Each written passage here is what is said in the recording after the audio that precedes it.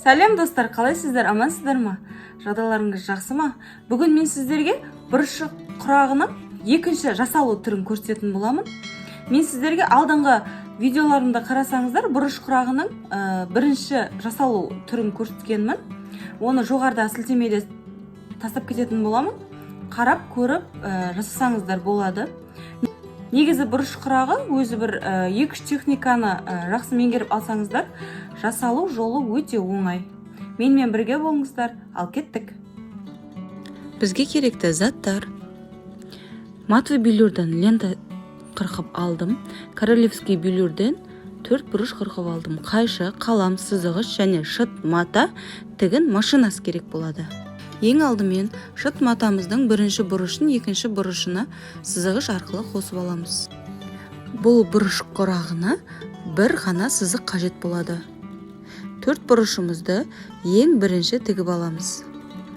Осыдан кейін бір қатар матовый белюр лентамызды жүргіземіз.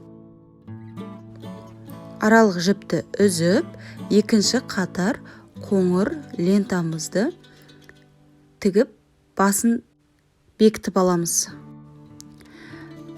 Қоңыр матовый лентамыздың астын ашып, 4 бұрышымызды екіге бүктеп, 3 бұрыш шығару арқылы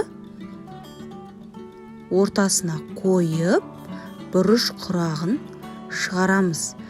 Ортада сызған сызығымызбен 3 бұрышымыздың қыры сәйкес келу керек.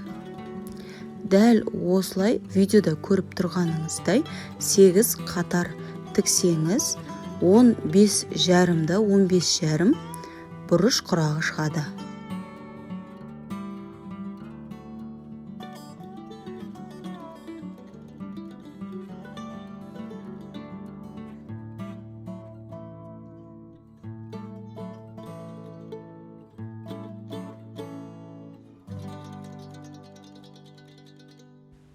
Байқасаңыздар, бұл бұрыш құрағы тырна құрағына ұқсас келеді.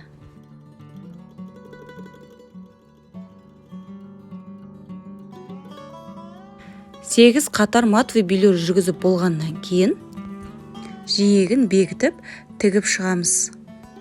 Артық матасын кесіп тастаймыз. Менде осындай әдемі бұрыш құрағы шықты. Достар, егер де менің жасап жатқан жұмысым сіздерге ұнап жатса, каналыма өтіп, лайк басып, комментарий жазып, арнама тіркеле кетіңіздер. Ол маған мықты мотивация болсын. Мен сіздерді асыға күтемін. Сау болыңыздар.